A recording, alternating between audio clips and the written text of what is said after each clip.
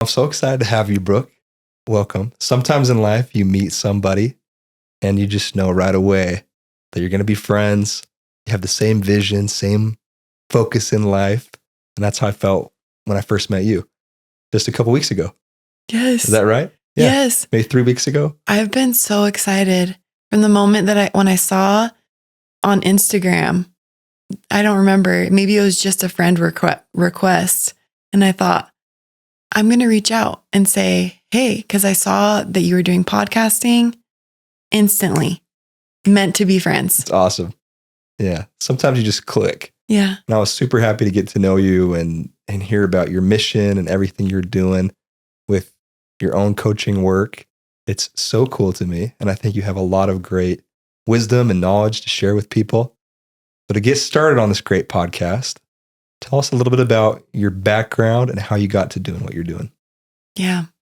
It's funny because when people ask me what I'm doing, and honestly, as an entrepreneur, or even if you've been through business school, right, people will say, you have to memorize this perfect pitch of who you are and what's the elevator thing. And I help people do all this stuff. And I remember trying to memorize all these things, Tate. And I'm like, what is it that I actually do? How can I explain this in a simple way?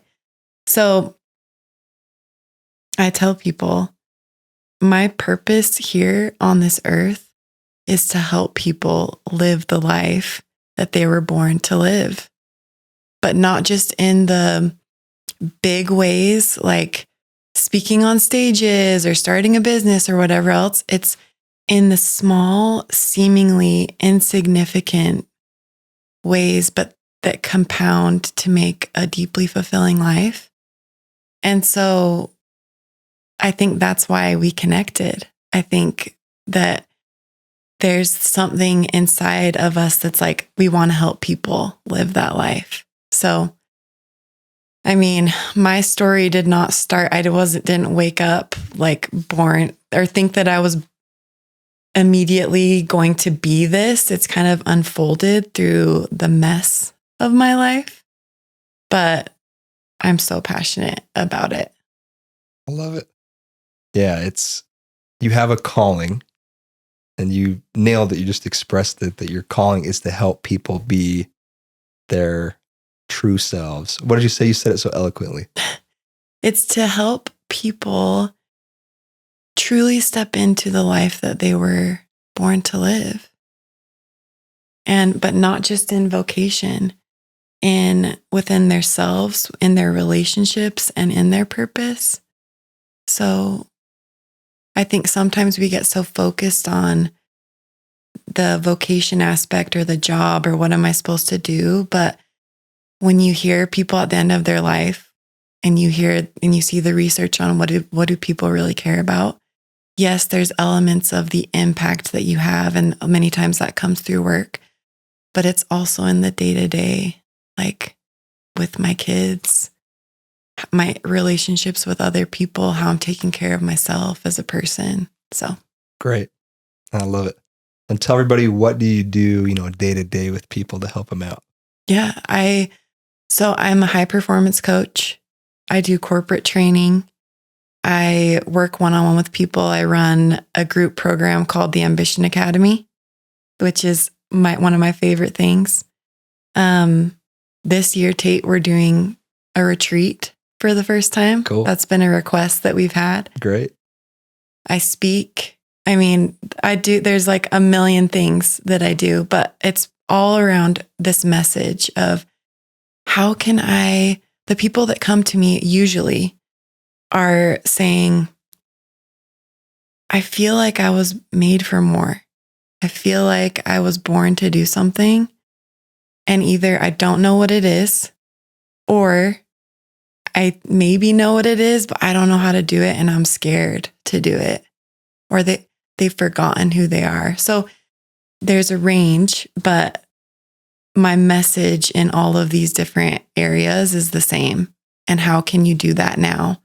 Even when you're going through trials, even when life feels so full, and you're like, I cannot take on one other thing. Let's figure out how to do it now. So sweet. I love it. And I know you were doing some work with my brother-in-law Levi, who connected us. Yes. And he had the best things to say about you, and you helped him, transform and get out some of the blocks that he may have been facing at the time. So I think the work that you're doing is very cool. And I think people should hit you up and they should get involved with whatever it is that you're doing in your events and your retreats, because I think you can help a lot of people. I believe in Brooke. Thanks so much. That's really cool. And we talked in the past about kind of this philosophy that guides a lot of your work, which is the hero's journey and the idea of calling. So walk us through what that means and how you apply it with the people that you help out. Yeah. I think we should start out with a story. So when I was little, I used to go on late night walks with my dad, like little. And we'd go outside, and I remember I'd put my little hand in his, and we'd look up at the stars. I love the stars. And he'd say, Brooke, you can be anything that you want to be. And I remember as a little girl feeling like, yeah, I can be anything that I want to be. And my dreams ranged from, I wanted to be a dolphin trainer. And then that turned into wanting to be the inventor of cold fusion. Wow. That transformed into wanting to be a Spice Girl.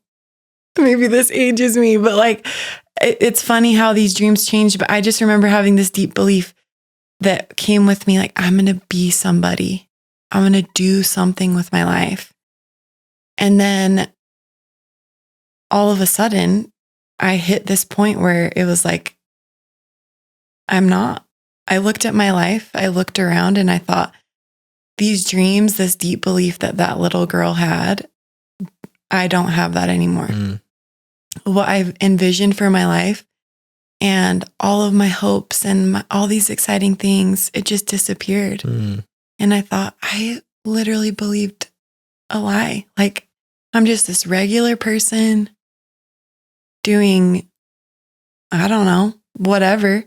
And this job, went through school, did all the things that I felt like I was supposed to do, but it just didn't turn out how it was supposed to. I didn't know, though, at the time, Tate, that this was the start of the hero's journey. I love your question. That's why I want to start with that story, because I think we all have hopes and dreams. Like, if you think back to when you were a little kid, I'm curious what you would say were your hopes and dreams and just the excitement for life. Sometimes that starts in college too. You might have different ideas or you're completely confused. But every hero's journey starts with a call. There's this moment where in your ordinary world, in the day-to-day, you get the call. You've experienced this. I've experienced the call. Absolutely. Sometimes you don't know or recognize the call. Did you recognize your call from the beginning? I've talked with a lot of people about this idea, and just in these experiences, I found that people have a lot of different perspectives about how their call came to be. Yeah. Sometimes it's like a flash and they just know. Sometimes people describe it's like the sun coming up in the morning and things get more clear over time, but gradually, right? So I think there's lots of ways that it can happen for people. But the one thread that I always notice as I interview people is that it's persistent. It's persistent, like something in your ear, God or spirit or your higher self. I don't know what exactly how the framework works, but it's persistent. And it'll keep circling back daily, weekly, monthly, yearly, like a nagging. Yes. It doesn't leave your mind. Yeah. So for me, I felt like my calling really hit me pretty fast. and I can talk about it sometime, but I want to talk about you. Yes, I know. This is What about you're your gonna have to calling? call me I out on know. this stuff. I watch interviews sometimes of people who are both like hosts, and it just turns into this like, You're I'm gonna have to help interviewing you, me. you're interviewing me, I interview you. You're right. I know. I forgot to say that I co-host Fraud to Fearless, and so it's about imposter syndrome and stuff like that. So that's why Tate and I have to joke about this. But yeah, that was it for me for my call. I think it was in me when I was a child, but I didn't know what it was going to be or what it was. And then here I am, fast forward. I've always loved education. I've loved learning. And I thought, to become somebody, I've got to do X, Y, and Z things. I kind of put this formula in my mind of what that was going to look like. So I got my master's in human resources. And then I went on to get an MBA with an emphasis in data analytics. And then I got recruited by Fortune 100, Fortune 500 companies. And here I am sitting in a job in a Fortune 500 company doing this thing that I thought, this is what success looks like. And I hated it. I was like, this is not what I imagined. This is not, I thought I could have it all. And here I am. It's the lamest thing ever. It's a joke, right? But I didn't want anybody else to know that because Sure. like, look at this whole thing.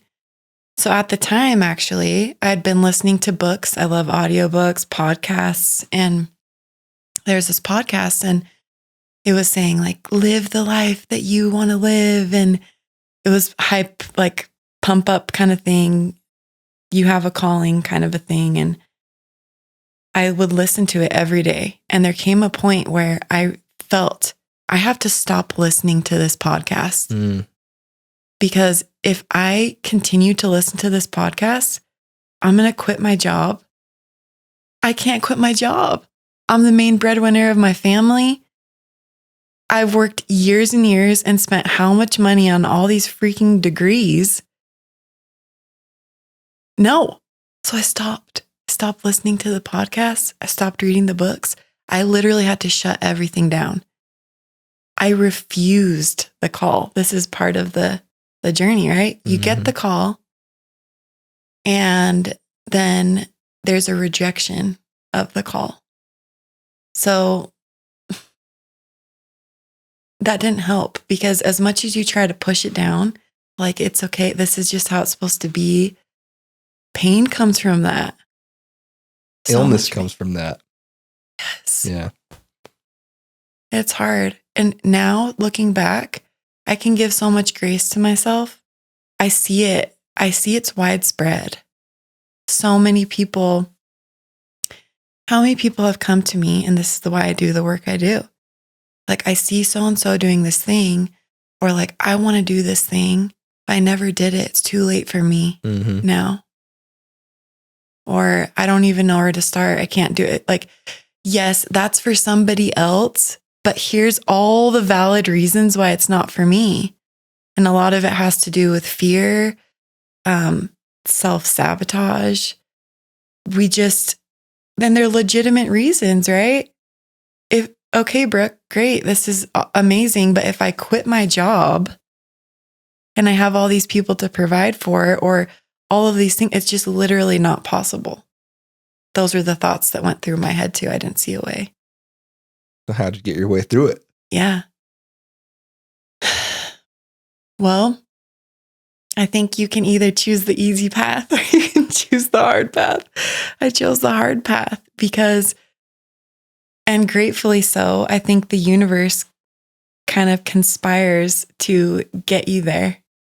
If you continue to refuse it, whether that's through health issues or you lose your job or whatever else. For me, Tate, life got super hard. Life got really hard. It came to the point where on the outside, I wanted to keep up this perception of, look at how successful I am. I'm doing all this stuff. But on the inside, everything was falling apart. I stopped talking to friends and family because I didn't want to lie when people are like, how are things going in your life? And be like, oh, it's all great. So it was just, it was eating at me. Things, I wasn't happy with my job, which was the majority of the time I was spending was in my job. Things started to fall apart in my personal life, in my marriage, in my relationships. I had 2 little kids, and my second was just months old. And I remember sitting on my bathroom floor in an apartment in San Antonio, Texas, and just thinking, I can't do this anymore. If this is what life is supposed to be, I don't want it. The weight of all of my responsibilities, the things that I had to do, and just seeing no way out, I thought, I'm not happy in what I'm doing. But it was even more than that. It was like this deep grief in my spirit of the person that I thought I was supposed to be, and all the hope. It just felt like it had died.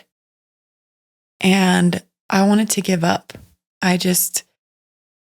So it's 2 a.m. I'm sitting on the bathroom floor and crying. And I'm like, I can't resolve things in my relationships. I can't do the things that I want to do. I am not going to be able to, I can't just quit my job. And I just prayed, Tate. Just like the most desperate prayer. And I was angry. I was like, is this what you want for me? Is this what you want for me? If this is not the life that you want for me, then you've got to help me. You've got to show me the way. Tell me what I need to do and I will do it. I just cannot continue on this path. And then I just sat there in silence and waited. I wanted like an angel to appear or some, words of consolation or something to come. And I waited and waited and waited, and silence. And finally, a single word came. It was just one word only. Mm. And the word was stewardship. And I thought, stewardship? What does that even mean? What does that even mean? Wow. When I thought of stewardship, the first thought that came to me was the parable of the talents in the Bible. I think it talks in that story about being a good steward of the talents that this master gives each of the servants. He gives them this money. He tells them, go out, and when I come back, so they go out, they multiply the talents. One of them buries it. And so I thought about that, and I'm like, is this something to do with money? Because is it something to do with talent? Like what? So eventually went to bed, woke up the next day, had to go to my cubicle in corporate America and act like nothing was wrong. Hopefully my puffy eyes weren't showing too much. And as I sat there, I had this realization that kind of came to me slowly throughout that day. So the job that I was in was called a decision science analyst. And basically what this role was is I would help executives and leaders reach their goals. Mm. This was one job only. Help people reach their goals. Now, this is tricky because can you actually help people reach their goals? From a business perspective, like your job is on the line, right? You have to go, and there might be revenue that needs to be hit. There might be risk goals that are in place. So many different things to look at. Our team was basically a team of consultants. We'd go and we'd help these people and say, okay, what are the goals that you're trying to hit? And what are the things that you need to do in order to actually hit those goals, but you do it with data. And so the principles were the same that I would use with each of these leaders, and the method was the same. And I realized I'm teaching them how to be a steward of the things they're accountable for. And the principles that I'm teaching them are sound. It works every single time. What if I take these principles that I'm teaching these executives and leaders, but I apply it to my own life in the areas that matter most to me? And so there was like this little, I don't know, a spark that started inside of me. I was so excited to get home. It's like, what areas do I have stewardship over? So I kind of broke it down into 3 categories, which I call the pillars of intentional living. Brilliant. First pillar, stewardship of self. What does this encompass? Body, mind, and spirit. How do I take care of this physical frame? How do I take care of the soul that's inside of me? And what am I doing with my mind? Pillar number 1. Pillar number 2 was stewardship of relationships. So think of your spouse, significant other, maybe extended family, friendships. Steward of my children. Mm-hmm. How do I show up with my kids? And then steward of my home. Think of this as like environment.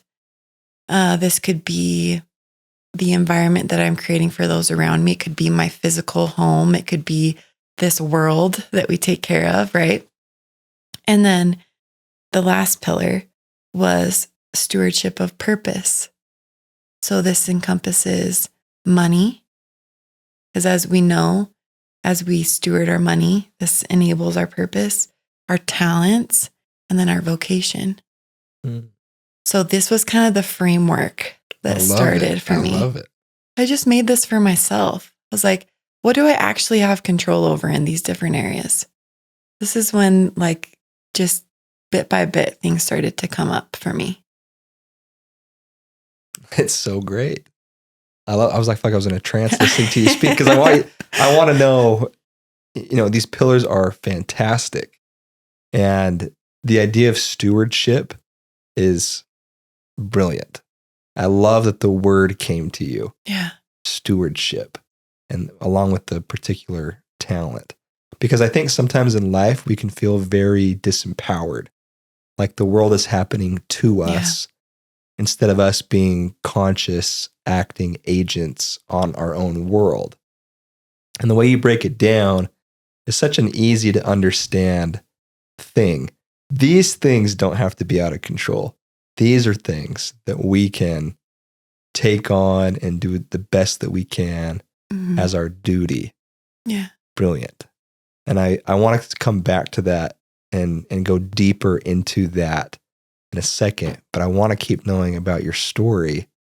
Once you figured out the pillars and your framework, and it seemed like it's all coming to you with real revelatory assistance from God and higher power, which is kind of how you know you're hitting the mark. Yes. You're not doing it alone. Yeah. So tell us what happened after you figured it out.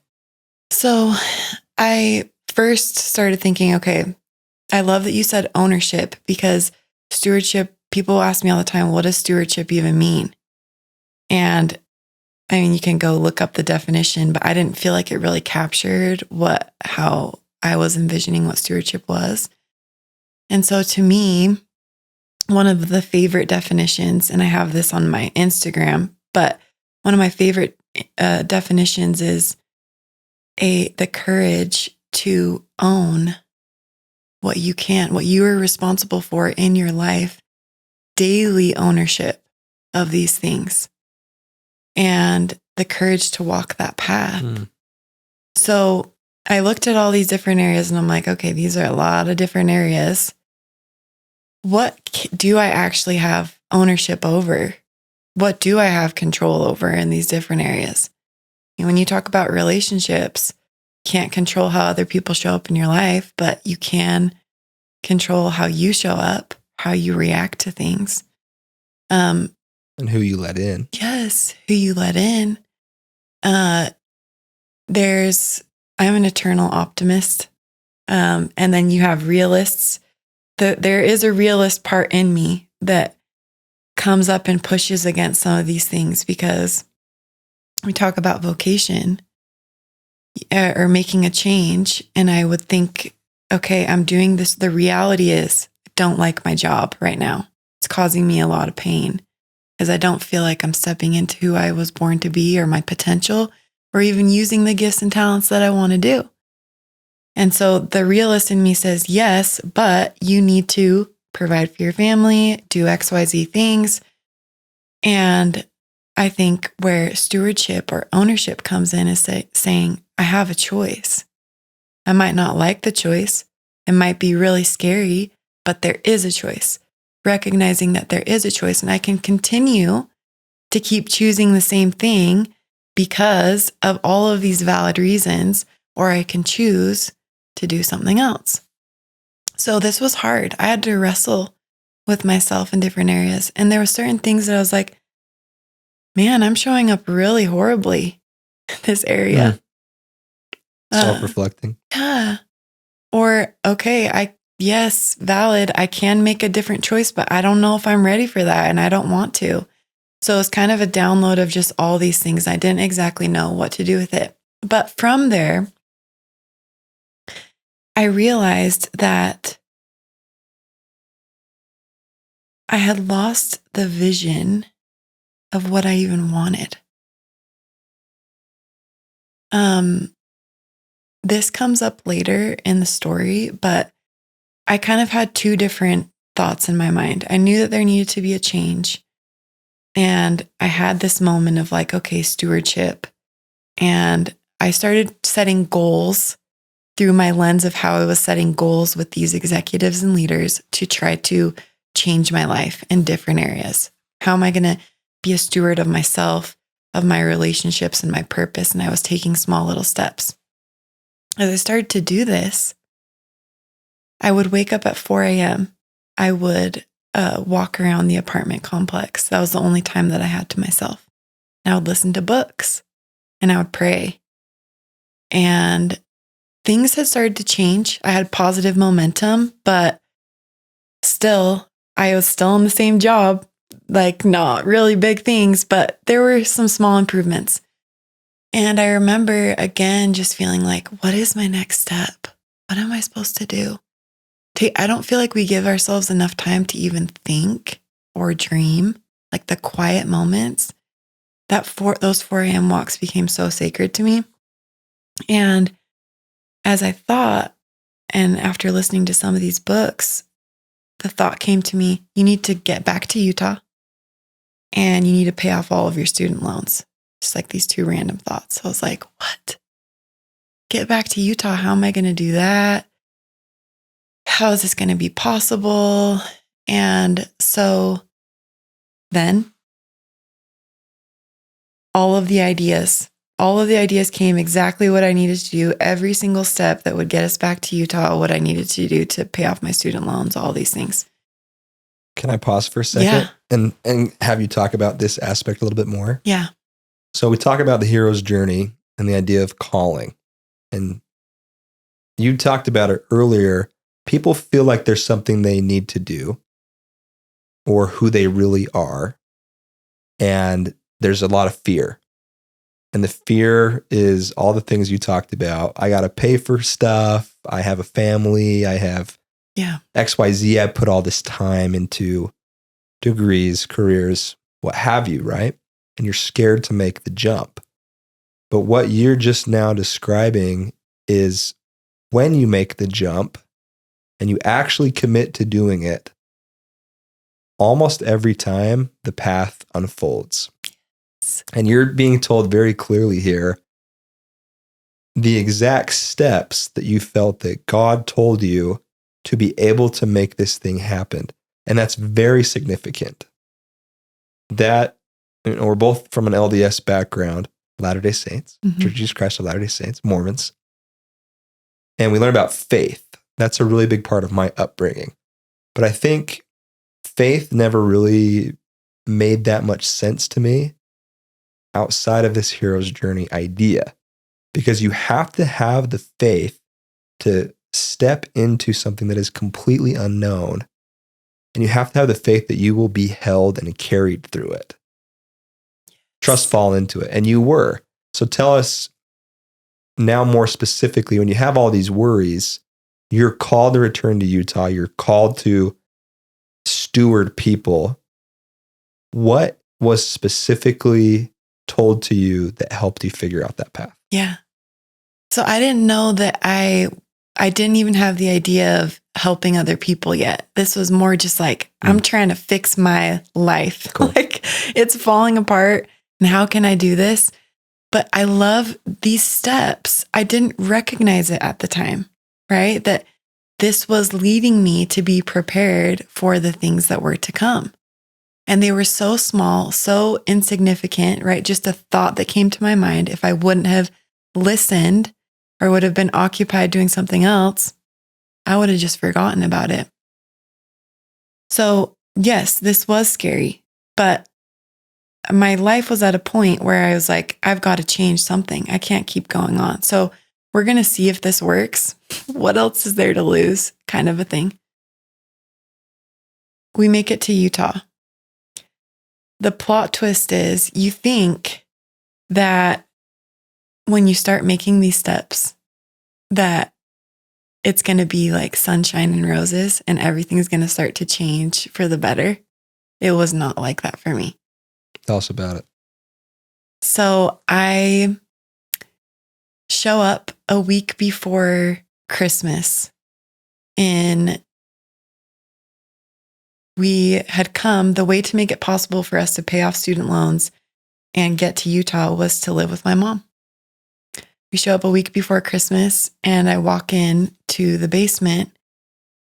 It's unfinished. You see the studs, the cement floor. There were sheets that they had tried to put up to like make it into rooms. My oldest was 2 at the time and my youngest was 7 months. And I remember bringing all of our stuff in.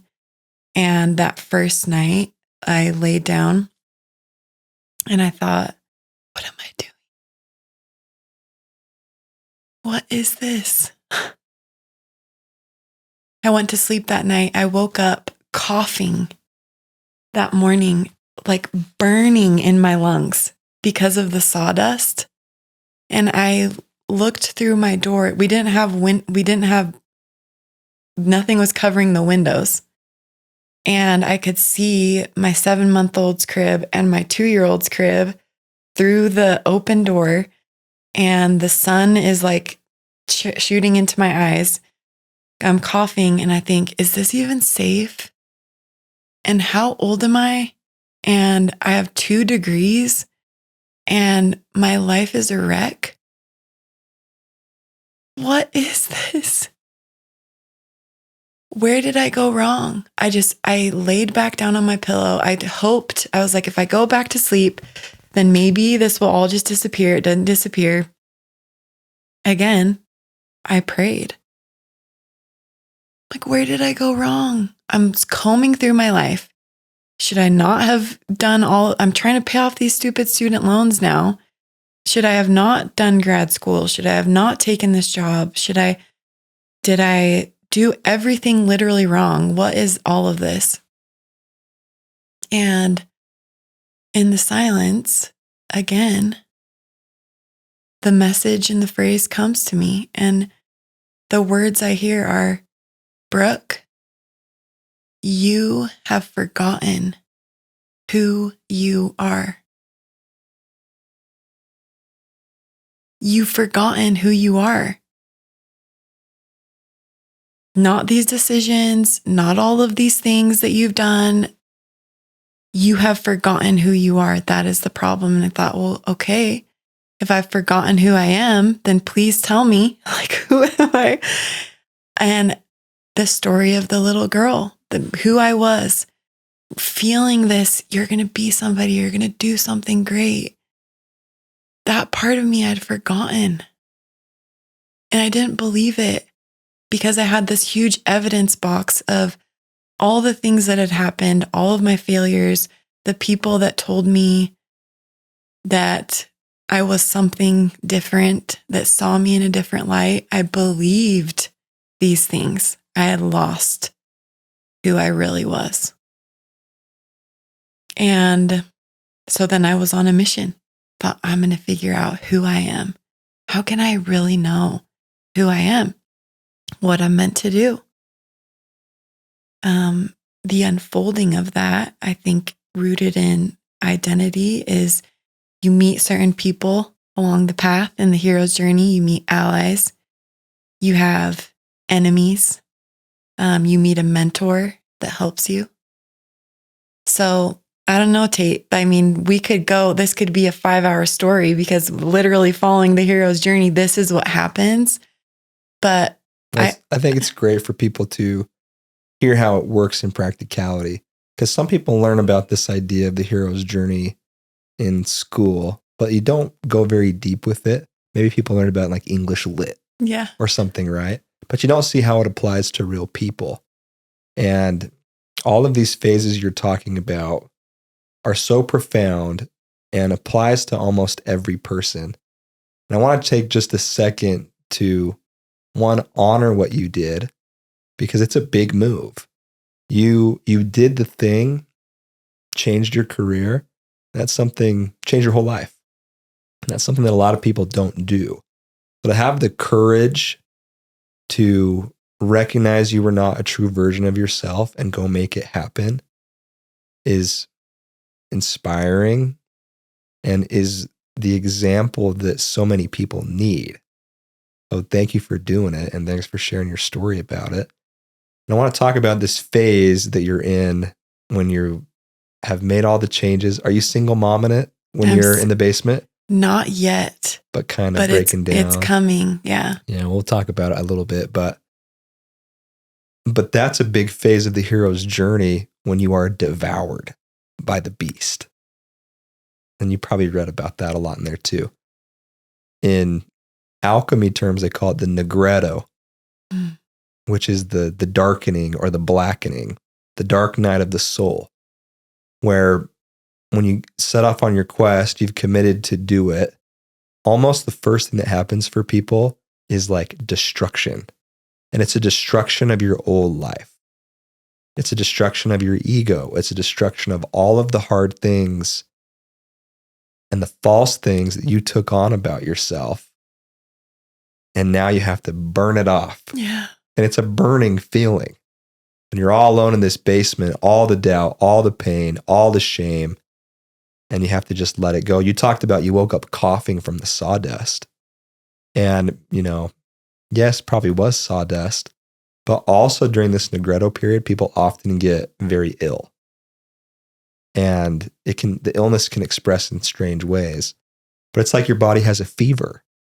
And for the first time in your life, you're realizing that you have to burn off all of these things that are not true about you. So sometimes it's a purge. Sometimes you're throwing up violently. Sometimes, all kinds of ways that this happens, sweating profusely. But you're in the belly of the beast being devoured, so to speak. But what you find is that when all that stuff sheds away, all the ideas people told you that was success, all the things that people told you would be happy, you're left with the real golden nugget, which is your real soul. So tell us about, what comes after you get just destroyed next in this basement. Yeah. And I think the basement is literally so symbolic because, to your point, I felt like I was being stripped down to the studs. Like this was it. There was nothing left. And coming back to this identity piece, right? Trying to figure out, we're being burned down to who am I really? And how difficult that is of, well, where do I even start? And for me, it started with my desires. Like, what do I want? This has been something so interesting. If you want the most incredible study, go study about desires in the scriptures. I will go into my book of scriptures. I have a topical guide, and there's something called desire. Like you can go look up desire, and it lists all of the scriptures and the Bible and the standard works. If you go and read every single scripture in there, you will learn so much about the power of desires. A lot of people don't even know what they want. They don't know who they are, and they don't know what they actually want. And that was me. I thought that I knew, and this framework of stewardship gave me a space to write down, what do I want? What does this look like? If I wrote down all of the things that I wanted to be, and I knew that whatever I wrote down happened, what would I put? What would that look like from stewarding my body, stewarding my mind? What ways would I want to develop? What would be the character that my soul exhibits? What kind of relationships what would it be like to be around me? What would I do with my time? I started to dream. Like, what does this look like? So the desires started to come up. Now, what I've learned with desires is that when you have desires, things begin to shift. And it's interesting because you pray for flowers and then comes the rain. And I didn't realize in the moment where I had these dreams, I had these desires for my life, and the rain kept coming. Like, why is the rain keep coming? Now I'm in this unfinished basement, and now all this stuff. And then my marriage got even worse. Things start falling apart even more. I'm still in the same job that I hated. And looking back now, if you were watching a movie of my life, you'd be like, Brooke, why are you still in this thing? Isn't it so obvious? So I got to this point where I realized I'm done. I'm going to quit my job. I'm going to quit my job because if I started to see with more clarity who I was and what I wanted. And I thought, if no one's coming to save me, I have one life. I have these little kids that I don't get to see. I have an amazing nanny. I'm doing things, but the job doesn't really matter. So I'm going to quit my job. And I told my boss, and she's like, don't do it. Do not do this. She knew that things were a little bit difficult she didn't know details just in my marriage. And she's like, how are you going to provide for yourself? And at the time, the writing was on the wall that things were going to end for me. And so they said, you're crazy. Do not quit your job. Do not do all this stuff. Just like give it more time. But I just knew there was just this clarity now. Like I had been going on for years with this, rejected the call, rejected everything. Now's the time. So I quit my job. I didn't have a plan. But I wanted to be with my kids. I knew that was a part of it. I wanted to spend more time with them. So for a few months, that's what it was. There was happiness and joy with that. I was still seeking for purpose, but a couple months in, then my marriage is done. My husband leaves, and again, I'm sitting in this basement now, truly alone, my kids asleep, and think, what's happening? I was brave enough to quit my job and do the things. And now I have to go back and work. How am I going to provide for my family? The reality of the situation was just all consuming. But I thought, you know what? If I have to be an Uber driver or like do Uber Eats, I'll do that because I want to be there for my kids first. I knew that I wanted to experience this life with them, and I didn't know what it was. What else would happen? So sometimes, kind of going back to this idea, when we're getting devoured, so to speak, the dark night of the soul in your literal basement of life, and you're making these big changes, a lot of times relationships don't survive those. And maybe survive's not even the right word. But when you start to really change your frequency, I think about everything as energy. You probably do too. We all have an energy that we emit, that we transmit, our bubble. And sometimes, the relationships that we have can come together out of a false self. And that's what's attracting you to each other. It could be a romantic relationship, friendships, family relationships, people at work, whatever.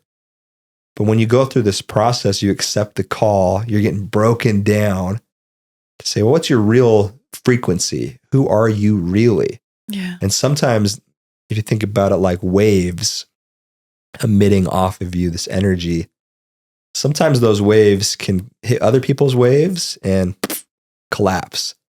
And then there's no more attraction, there's no more connection. And sometimes that's something you have to mourn and move through it. But ultimately, it's something you have to do. And I mean, you recognize that. It sounds like, we don't have to get into all the nitty gritty details, but just something I want to let people know that as you change, relationships are going to fall off. And that's not bad. The new you, who's the real you, deserves to have the right frequencies coming back to you that you're sending out. Mm-hmm. So, you attract what you feel about yourself inside. Yeah. That's so So beautiful. I honor your experience, and not to say anyone's good or bad or what have you, but yeah, sometimes that naturally has to happen. happens. And it's hard. And I think going back to the ownership piece, we can't control things.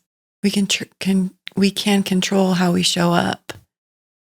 And there's a grief in that when the things we hoped for don't last or relationships change. So yeah, it was a really difficult time on so many levels. Again, I just felt like, how many years am I going to go through all of this pain, not seeing all the seeds that were being planted along the way?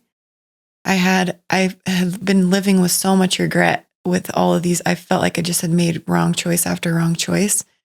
And looking back now, like, these were literally the steps, which we see in the hero's journey, right?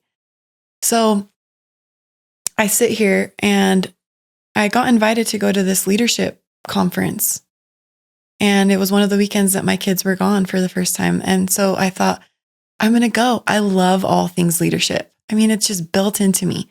I'm an ex-college athlete. I like anything to do with empowering others, leading business. I loved it. So I show up to this leadership thing and I go into this class. And can you guess what this literal class is about? It's about purpose. And I sit in this class and this woman, she wrote 7 books. She had 7 children, but she had written monumental amount of books. And she was talking about purpose and what is it and how do you find it? And I just felt like God was speaking to me. And at the end of her speech, I've had this feeling, this woman's supposed to be a part of your life. you need to go talk to her. Like, okay.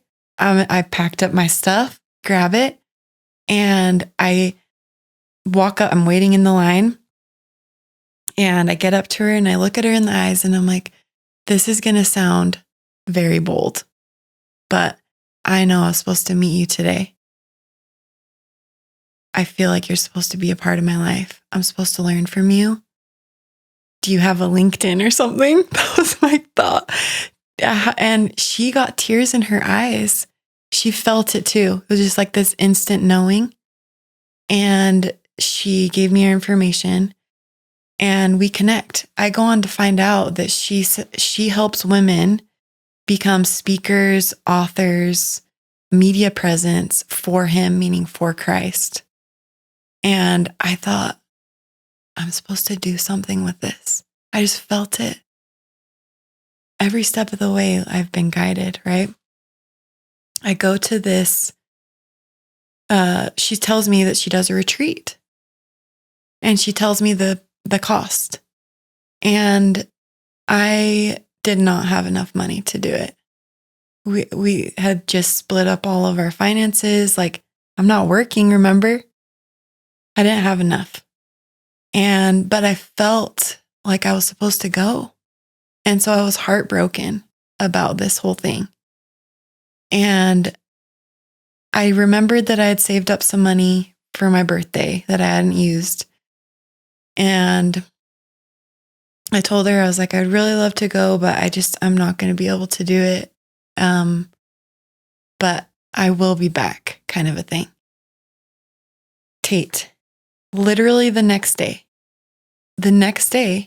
I get a text message from my aunts, and they had been talking to my grandma, and they said, again, this is close to around Christmas time, my grandma had decided that she wanted to give a gift to all the grandchildren, a certain amount of money. And so this text message said what the gift was and the amount of money that they were giving in this gift. And I looked at the amount of money and I stopped and I was like, no way. And I go and check the amount that I had saved up for my birthday and the amount of money that we were getting gifted. And literally to the penny, I had the exact amount of money that I needed to go to this retreat. I was like, I'm supposed to go to this retreat. So I go to this retreat. This is where all of the ideas come. This is meeting the mentor.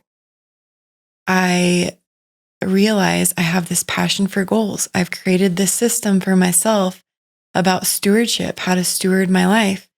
I'm telling people about it. Most people had come with some kind of business idea. I was just there. And they said, Brooke, we want to buy this system you've created. I said, you do? And that's when I received these confirmations of, you're supposed to help people with this. I felt so much imposter syndrome because I thought, how can I teach people about this when my life was, and still technically was, a huge mess? I've learned that as a part of our purpose journey, usually our mess becomes our message. Our pain becomes our purpose. Our test becomes our testimony. And it hit me. You've been prepared. This is what you've wanted. You were born to speak. You love speaking. This is why you hated doing your desk job. You love people. You love goals. Here it is. So that's the moment I realized, okay, this is what I'm supposed to do. It's when the calling materialized. Yeah. Oh my gosh. Yeah. It's amazing. I love how you said again that story about how you got the dollar amount to go on this trip that you felt like you needed to do. because it proves how when you really commit, even if you don't know what the path looks like, because you never will, everything's going to conspire to get you there. And I believe that's the power of God, who, if we really are children of God, which I believe 100%, I don't care what people's backgrounds are, that is a fundamental truth for me. We are spiritual children of God. And God wants us to be as big and impressive, creative as we can be. And I really think it's like that quote, from the Bible, who prays to their father if they're hungry and he gives them a stone? No way. He wants to give us the best gifts. And you're helped along the entire way. You got the exact amount of money that you needed. You had this mentor who was there who you needed. People wanted to buy your system. It all comes together. And again, that's the faith idea. But your story is this archetype that anybody can experience when they jump into doing what they need to do. And then the big kicker is that what you talked about, the test, the testimony, the message, you're prepared and you come with your own gifts, vision, and philosophy that one helps you too, but so you can bless other people. Yeah. You couldn't bless people the way you needed to when you were doing data analytics. Yeah. You can have a little impact and, you're still doing a good thing. It's not bad, but your impact can be so great when you get to be who you really are and you get to help so many people. Yeah. Yeah. Hero's journey. You take everything you learn, the boon, you bring it back to the people of the Shire or Utah. Yes. Wherever you need to be. It's just awesome. I love what you said because I think, at any phase in this, there is such a fear of taking the jump and you don't know. And I hadn't met anybody in my personal family or even acquaintances that I had heard of that had a dream that was like, I want to do something, and then took the leap and actually did it and was successful with it. But literally he provides every step of the way. And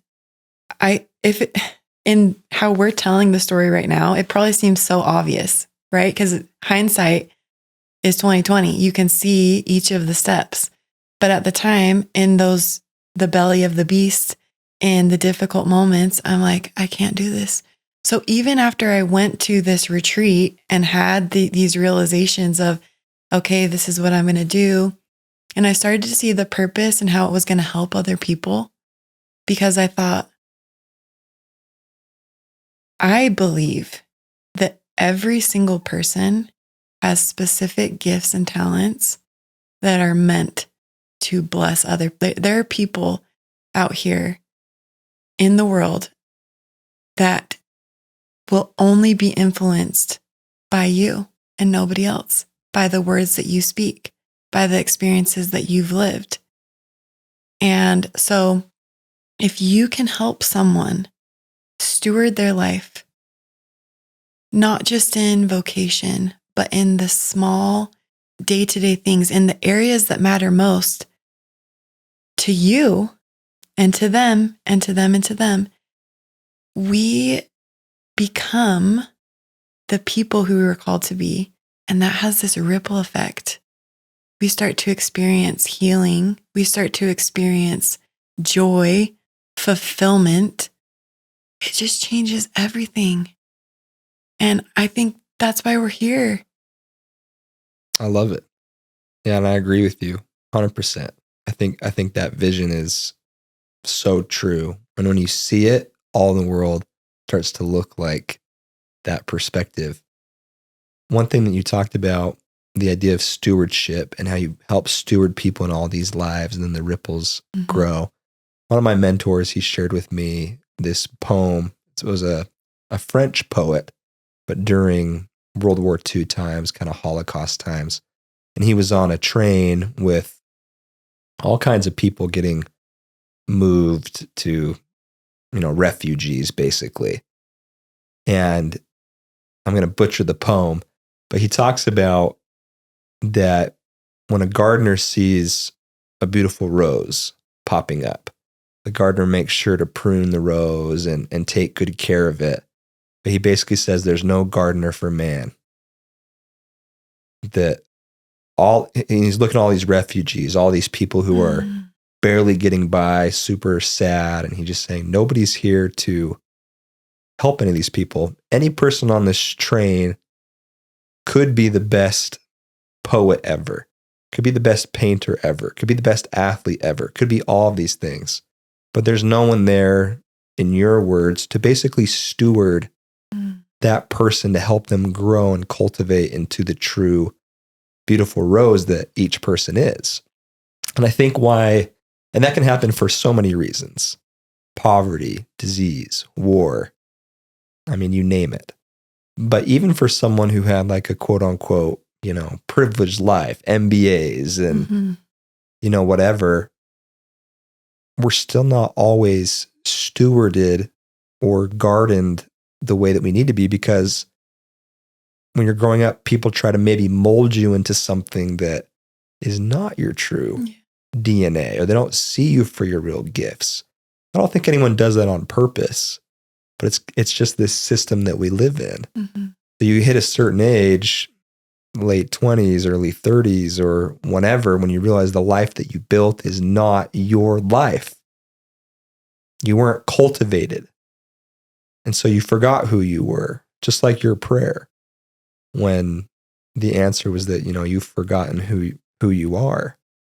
It happens all the time. And I think that change in perspective is what we need as a world right now, to see people not as parts of systems, not as jobs, but to look at any kid, any adult, and realize who's actually in there. Mm-hmm.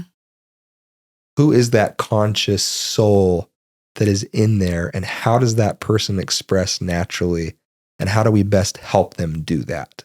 Yeah. Because when you do, the ripples start and everything starts to change. The vibration rises, the frequency rises, and to me, that's the whole work that both of us are called to do, because people deserve it. Yes. That's my tangent. That's my ramble. No. And I want to double click on that, back to that question that I had, or the thought that came to me in my prayer of, you have forgotten who you are. I want to speak to that person who is thinking, that's me. I don't know who I am. How do you figure it out? What are the steps? For me, there were two things that had to be true in order for me to actually figure out who and remember who I was. The first question that I had to ask myself was, do you really want to know? I think this is a simple, like sometimes when I ask this question, people will say, well, duh, of course I want to know who I am. But really, do you actually want to know who you are? Because once you know, there's no going back. I remember that I couldn't answer that question with a strong yes at first, because I was scared. I was scared because I had been told over and over again, had this deep-rooted belief that I was someone else based off of people's perceptions of me and experiences that I had gone through. And I was so afraid that image that had been put on me, or you talked about the rose that was kind of guided maybe a different way. I was so afraid that if I asked who I was, and then I was shown that it wasn't this thing that I had hoped for. And so I really had to get honest with myself. Like, do you actually want to know who you are? And getting to a place where I could say, yes, I'm willing. I want to. The second question is, when you know who you are, are you willing to act?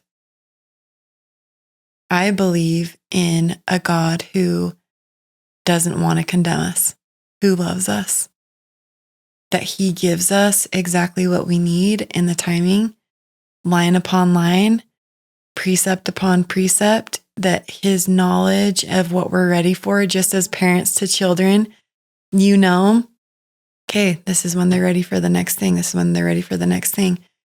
Are you actually willing to act when you know who you are and what you're called to do?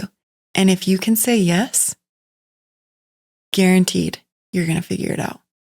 You can say yes to those two things, it will be given to you. And so that was my process.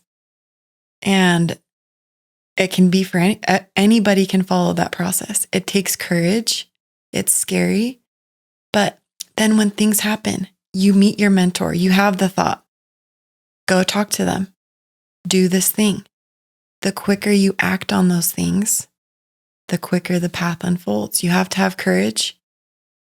You have to have conviction and commitment to do those things. So I got to this point, Tate, where I realized, okay, this is what I'm supposed to do.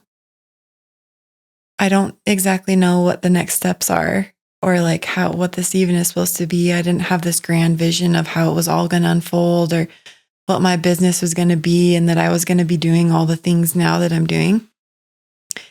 But I remember that, again, I got to this sticking point of, okay, I know the next step is I need people to help me build this. Or like, what do I not know? I don't know how to start an LLC. I don't know how to do X, Y, and Z things. And how do I combine that in with my life? And I want to be a mom first and everything else. So I had an opportunity to join a mastermind, if you will, kind of a business group that would help me build my business out.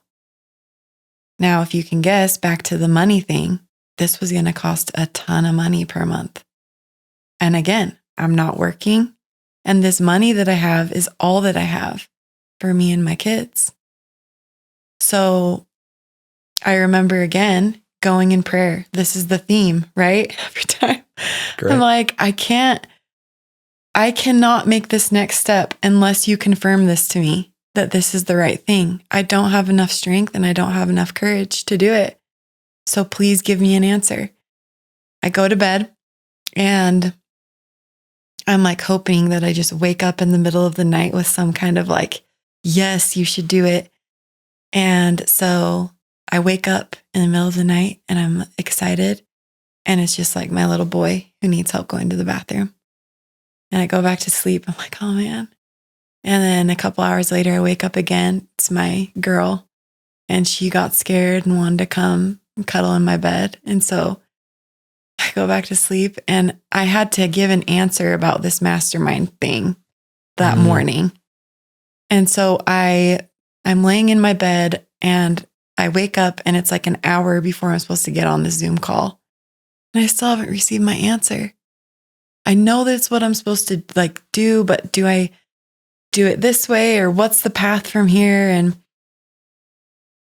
at this point, like my kids, their legs and arms are on me and I like have a crink in my neck. And then I feel like I'm about to start getting the answers.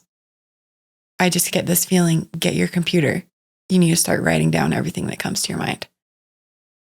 So as carefully as I can, if you're a parent listening to this, you know, like once your kids are up, it's over. So like trying to get out of this maze of arms and legs and get my computer. And I put my hands on the computer and just everything that comes to my mind, just thoughts that come to my mind, I just start writing down. And it's like a couple pages that comes to my mind. And I actually brought it today because I was thinking, I wonder if I'll need it. But you said something that made me think. I want to read one small part of it. Yeah, please do. Is that okay? That's great. I love that you came with notes. Yeah, I was so afraid. We talk about fear again. The fear doesn't just go away. Even when you get these confirmations of like, I'm supposed to do this, you still have fear and you still want to self-sabotage. And so I'm writing these things down. And this is the words that he says. I'm trying to decide where I start. I have a work for you. I'm calling you to the work. I'm going to show you how to be a steward of your life so you can teach others too. When you have no time, no money, no support, no sleep, no idea what's going to happen, and nothing left to give.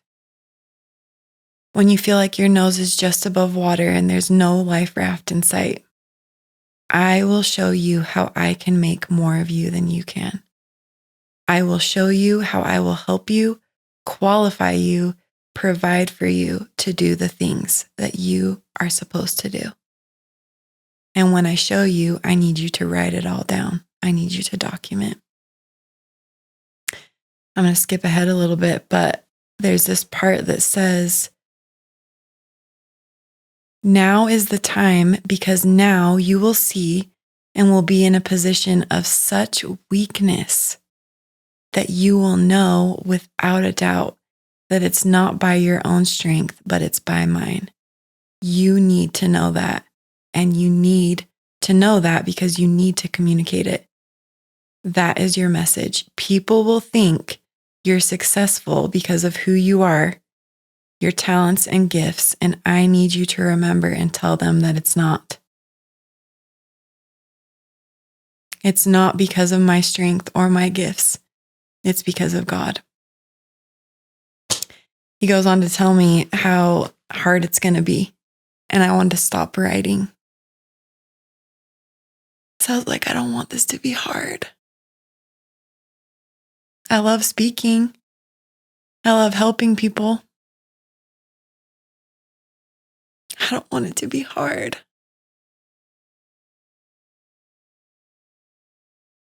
But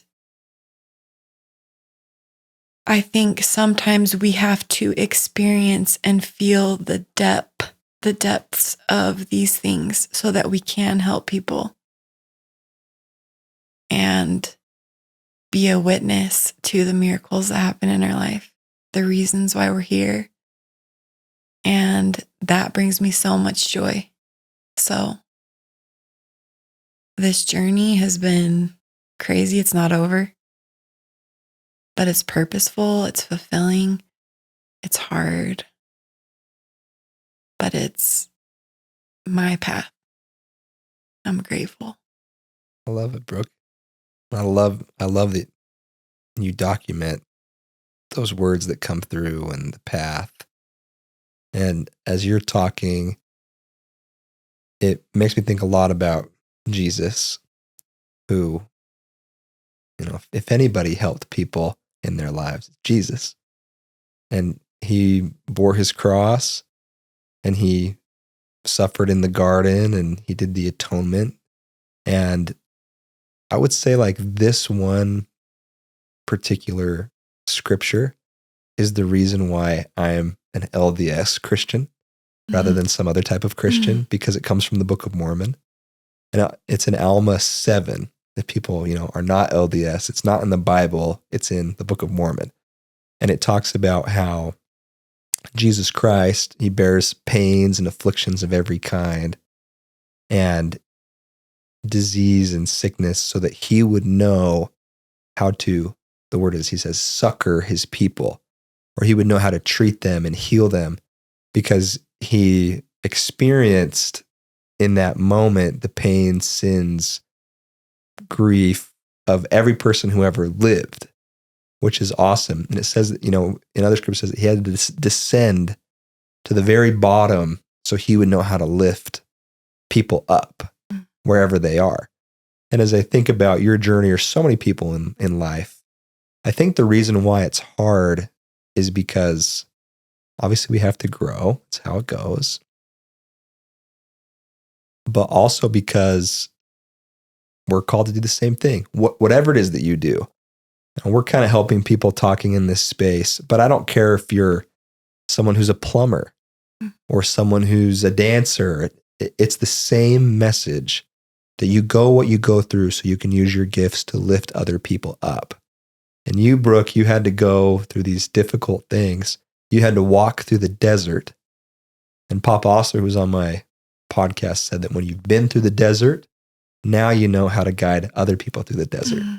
You've been through this hero's journey, so you know how to guide people through the hero's journey, whatever it might be. So the fact that it's hard is par for the course. Par for the course. It is. And it's a gift. Yeah. It's a gift. And yeah, I think that's so beautiful, Tate. I think the work that you're doing in this and the people that listen, they're so blessed that you have had the courage to start this. Thank you. It means a lot. So thank you for being an example to me of that courage. Thank you. And thanks for sharing your incredible story with it. So now I want to hear some of the very practical things that you work with people on in your own practice to help them to climb and make the next steps. Talk to us about your pillars. Yeah. Talk to us about the negative thought patterns, the saboteurs, and yes, tell us what you know, because it's so valuable. Yeah. So kind of like I said at the beginning, people that come to work with me usually fall into a couple different categories, but there is this feeling of like, I know I was meant for more, but I don't know what it is, or I think I might know what it is, but I'm so scared and I don't know the steps to actually take it. They've forgotten who they are, or they don't know what actually is most important to them. They've forgotten those pieces. So what we start is in identity. The first part is figuring out like what is actually important to me. What do I value? My values, or the things that are most important to me, they might be pretty similar. I don't know, Tate. They might be pretty similar because we have missions that are closely aligned, but you're going to have different things that you want for your life in these different aspects of your life. And so I think in today's day and age with social media and all these voices, experts on if you want to get ripped, you have to have X amount of protein and do all these crazy workouts. And then in the next reel, it's somebody saying the complete opposite. And not only just in our physical fitness, but in literally every single aspect of our lives. There's so many experts, so many voices. How do you cut through all of this stuff and figure out what's meant for me? What do I want? What do I value? So, number one, and I bring people through this values exercise, which is based in research. They did all these studies at the University of New Mexico, and it's a beautiful thing to figure out. This becomes kind of your compass in your own hero's journey, right? Because the path may go back and forth, but the compass is always going to tell you the direction that you're going. And is it aligned with what I actually want to build? Did I borrow these values from other people because I was told this was important or not? Once you understand what's important to you, it's important to drill down on who you really are and remembering that piece.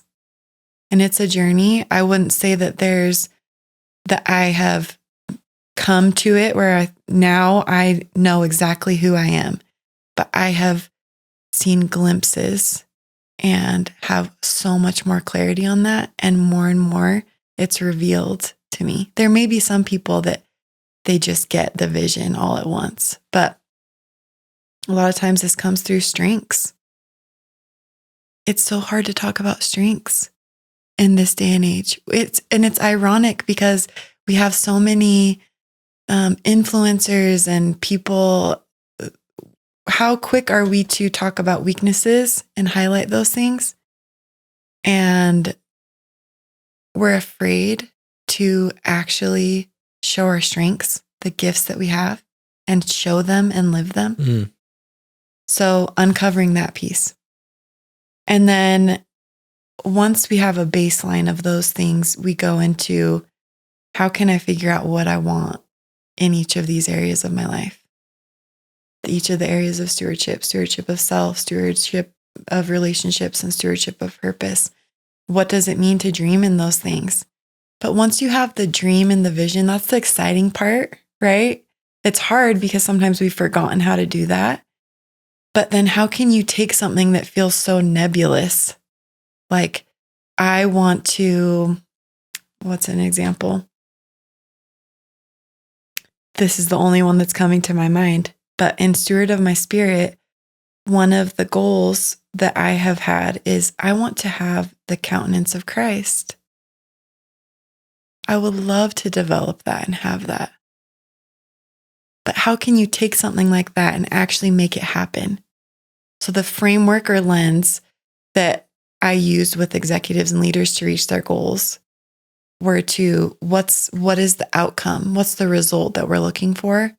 And then what are the key performance indicators or KPIs that are going to get me? Real business jargon. Yes, get me there. So there's key performance indicators and there's key risk indicators.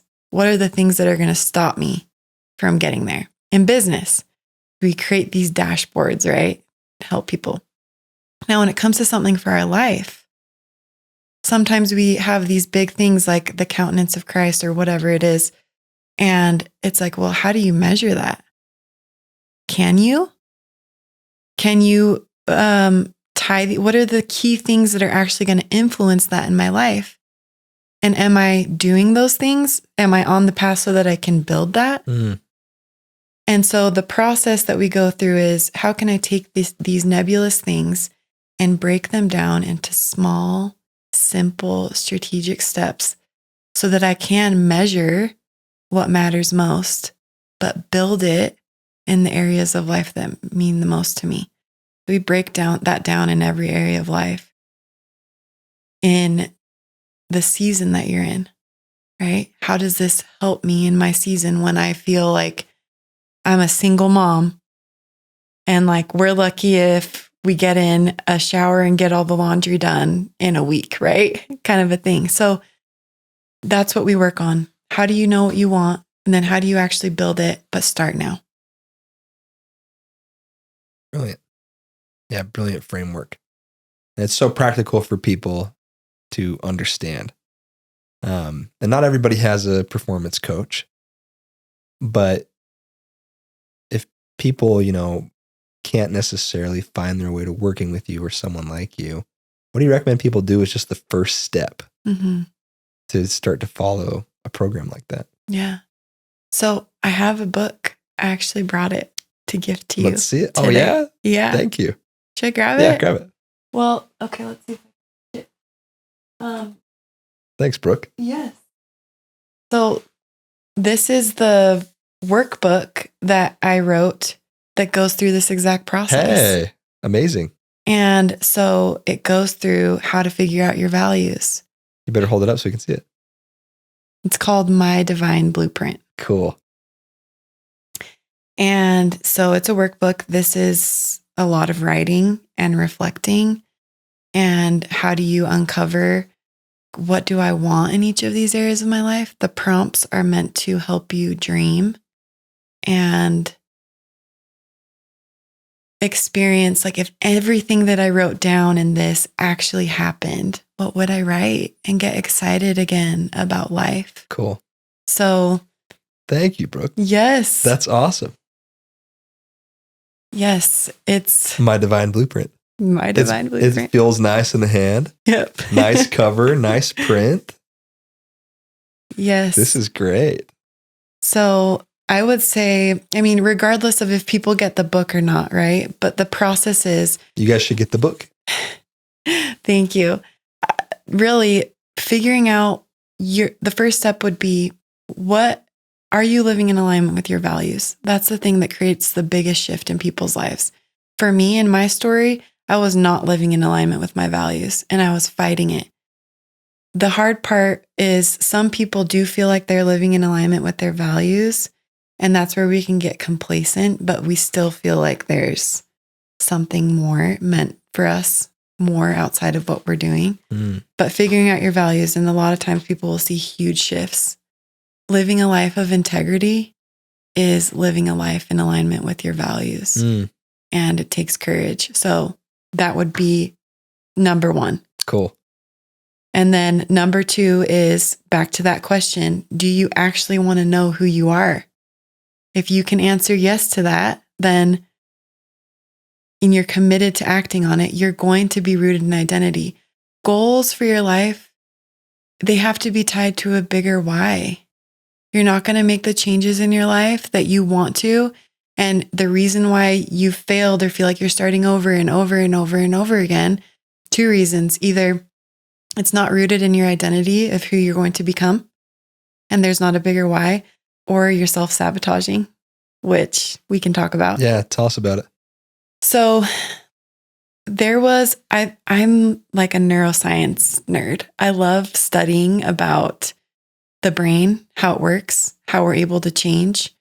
And they did this study, Stanford University, and there's been many studies on this, but you've heard of an fMRI before? Yeah. So it stands for a functional, actually, I don't know what the acronym stands for, but it's basically an MRI.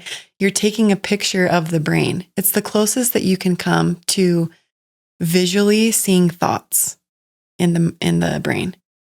And so they've done so many studies to try to capture what regions of the brain have different thoughts.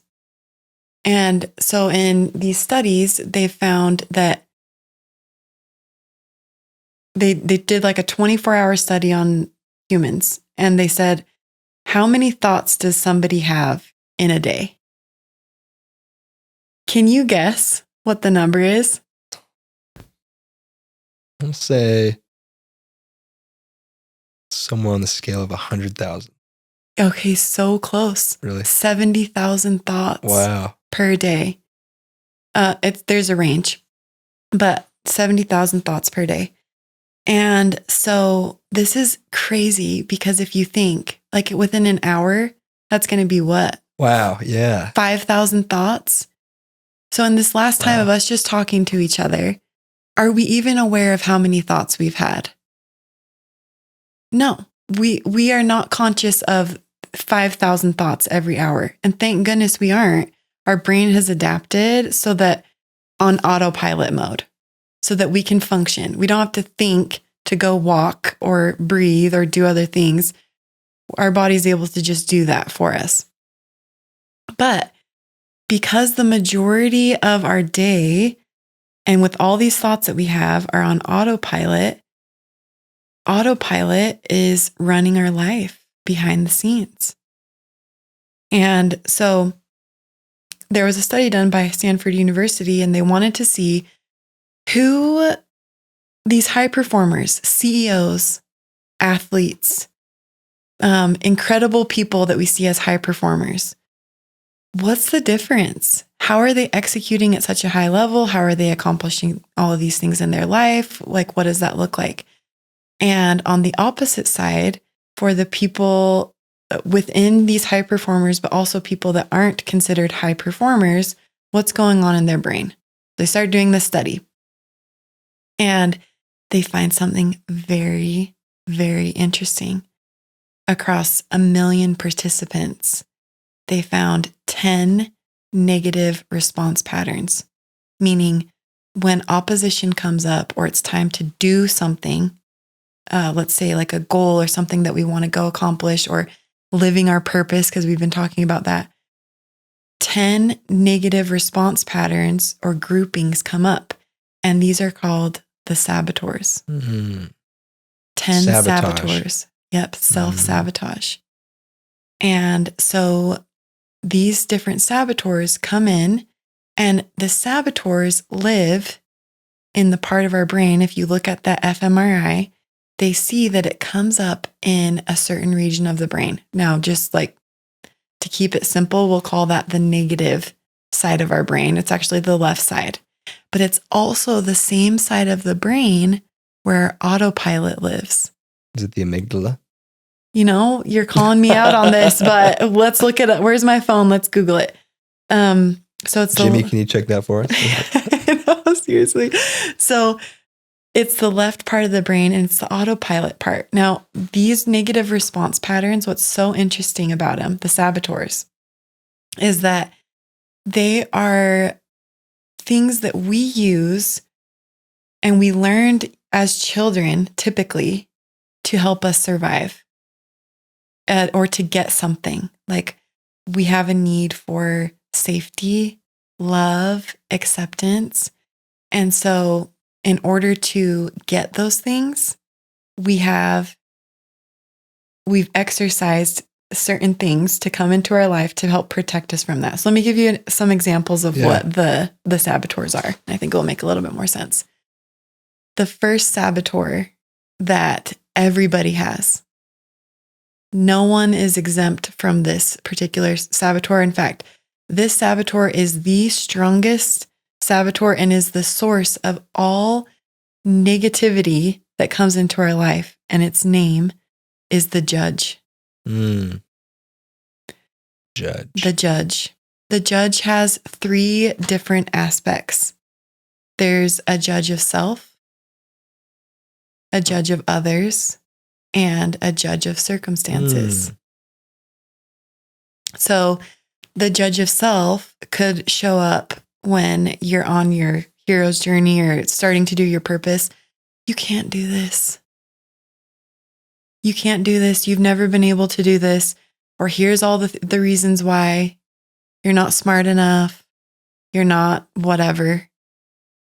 And we believe the judge. We think that the judge is our voice, but it's not. And this is very important in the research to make this distinction that it's separate from who we are. So that's judge of self. Judge of others is, let's see, should I back up a little bit? We'll finish out on this and then I have another thought. Yeah. So the judge of others, this is where frustration comes in. The negative emotions when we're judging others, we're frustrated with whether it's in relationships or at work or whatever it is. And we do not, the judge brings out the worst. The judge of others brings out the worst in us and in others because mirror neurons, I'm judging you and I'm saying it to your face, then it's going to be really hard for you to show up in a different way as well. So judge of others. And then judge of circumstances is when we're in this horrible situation, we're going through something that's so difficult and this is horrible. This is bad, bad, bad. So the judge has one job only, and it's to make judgments about situations. The judge can make an accurate observation about a situation.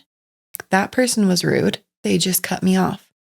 But the difference is they can make an accurate observation or an inaccurate observation, but it always makes you feel bad after. So that person may have cut me off and that's accurate, but I feel frustrated, upset, and it's ruined my day now about it. So, now the judge, the thought that I had as we were just in the middle of that is typically with negative response patterns, anything, we are constantly self-sabotaging every single day. And the reason why we know this is because anytime that you feel an emotion, a negative emotion for longer than a couple seconds, you're self-sabotaging. Now, some people might push back on this because they'll think, well, Brooke, anger is okay. It's okay to be angry. It's okay to be disappointed. It's okay to insert negative emotion. Yes, it is. You're right. It's okay to be those things. But the analogy is just like a hot stove. If I put my hand on a hot stove, then I'm going to feel pain. The pain is good because it's telling me I need to change something immediately. So I am able to take my hand off the hot stove. It's the same thing with our emotions. When we experience anger, frustration, disappointment, it's appropriate because it tells us that something's wrong and then allows us to shift and change. But if I stay in that negative emotion of stress, I'm stressed because of X, Y, and Z thing, and I sit in that all day long, I'm going to be draining my mental capacity, my emotional capacity, how I show up with other people, when it's just supposed to be an indicator that something needs to get done and then shift out of it. So I'm self-sabotaging if I stay in that negative emotion. Yeah, makes a lot of sense. So the judge keeps us in that negative emotion. It makes an observation about whatever's happening. And then I feel bad about it. And then I stay there. And so I'm not able to, when we shift out of it, we go from the saboteur part of our brain to the positive, or the negative side of our brain to the positive side, and we shift out of that autopilot mode, then we're able to make better decisions and we see things from a whole different perspective. So in judge of circumstances, it wouldn't be, there's actually a really good story on this that I learned from getting certified, but yeah, tell us. Should we dive into it? Yeah. I feel like you would particularly like this story. Have you heard the story of the farmer? The farmer, let's see if I butcher this, but it occurs in like some dynasty time period. And it's the story of the farmer. Have you heard of this? Is it the one where he has a horse? Yes. The stallion story. I love it. Have you told this story? I haven't told it, but I love it because it's a Chinese story. Is it? Okay. And my mission was Chinese speaking. Oh my goodness. I can't remember how you say it in Chinese anymore. It's like, there used to be, an idiom that I remembered. I could say it in Chinese, but I can't remember. But yeah, tell the story. It's awesome. So the story goes, and please teach this with me. The story goes that there's a man who wins a stallion, and he has this beautiful stallion. He brings it home, and all of his neighbors are so excited, and they come and they say, "Congratulations. Oh, this is such good fortune. You have this stallion." And the farmer says, "We shall see," or something along the lines. Was that the phrase? Yeah. He stays neutral about it. Yep, he stays neutral about it. We shall see. That night, robbers come and they take the stallion because they hear that he had this beautiful stallion. Take the stallion, and the neighbors come. They said, "This is such bad fortune. We're so sorry that this happened." And he says, "We shall see." And the next day, the stallion comes back, but it had escaped its captors, but brought 5 of the most beautiful mares with him. And so had all these horses, and the neighbors come back. "This is amazing. You're so lucky." And he says, "We shall see."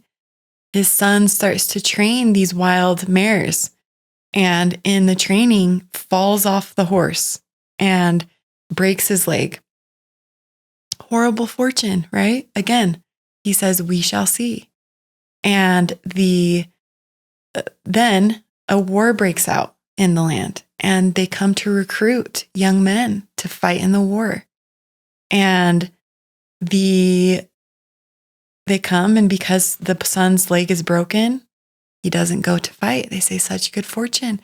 We shall see." So the point of this whole story, it goes on, that with the judge of circumstances is that so many times things happen to us and the judge tells us, "Bad, bad, bad. This is horrible."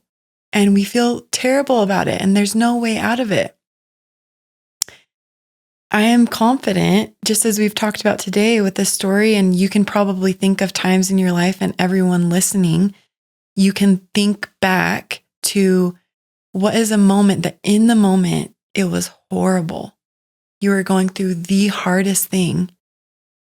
And then now looking back, you might not want to go through it again, but it became the greatest gift. Yeah. or you learn something from it. And so these examples discredit the judge, saboteur in our life, that we experience things.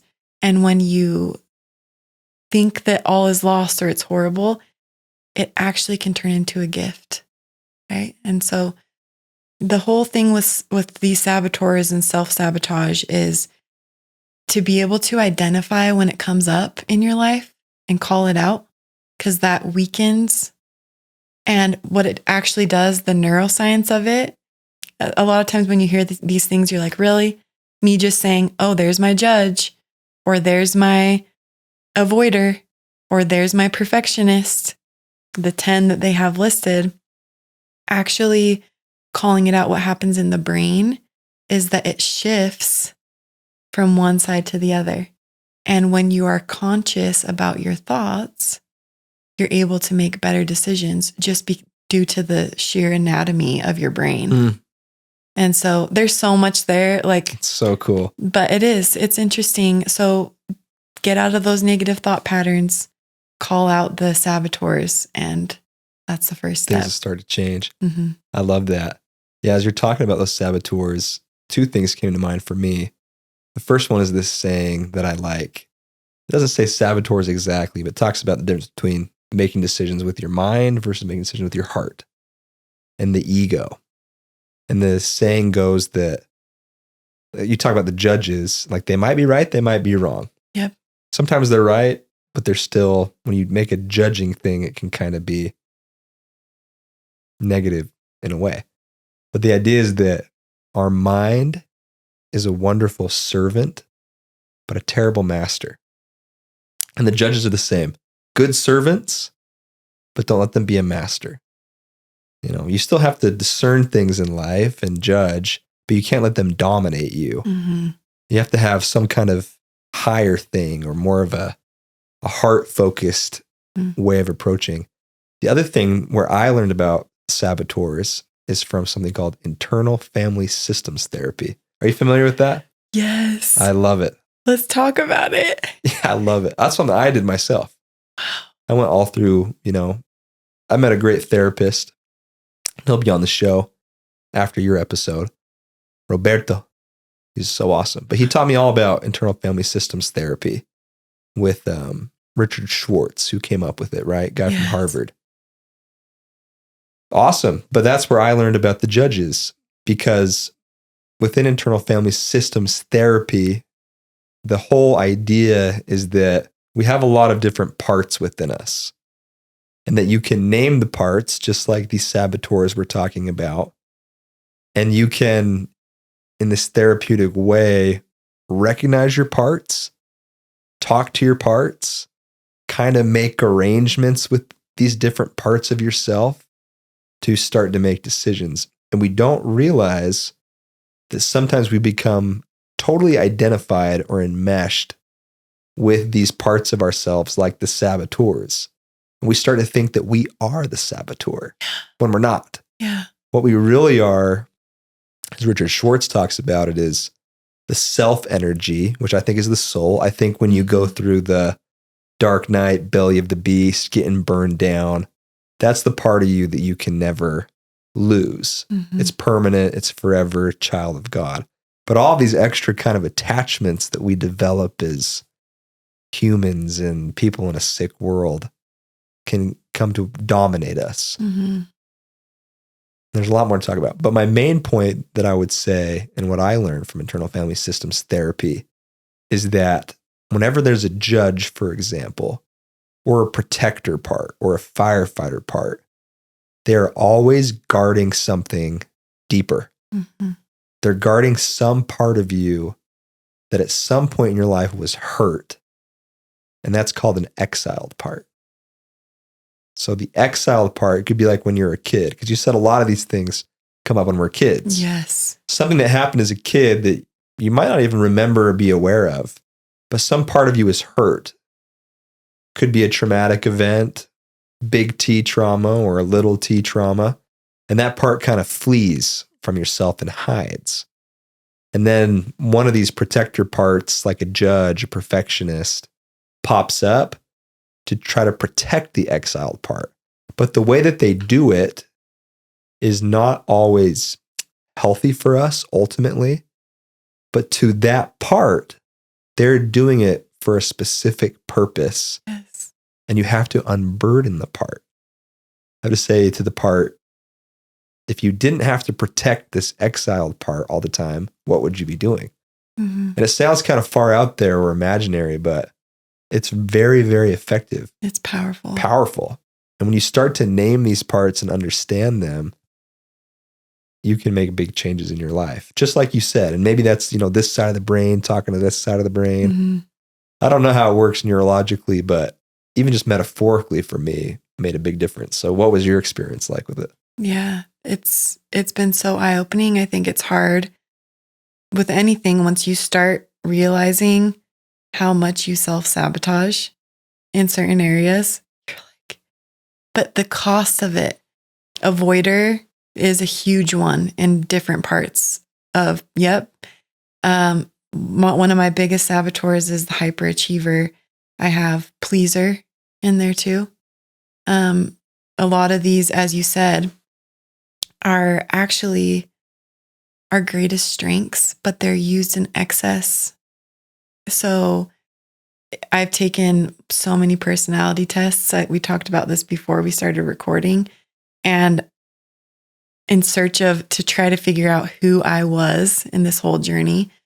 And it's interesting because in some of my strengths tests, my top strength was achiever, to like accomplish things. But my top strength in my saboteur, or my top saboteur, is hyperachiever.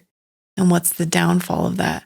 But understanding these different aspects helps me use tools so that when it comes up, it doesn't have the same impact. Each of the saboteurs has a huge lie, a big lie for why we keep it around. Like the avoider that shows up with work things or in hard conversations with people, oh, it will just go away. If we just don't talk about it, it's eventually going to get better, or I'm going to put off that doing that thing until another time because we're trying to escape pain. But it's a lie, because what happens, it sits in the back of our mind. We keep ruminating on it. It's sucking that energy, that life purpose energy out of us. And so we're not able to do the things that we want to do.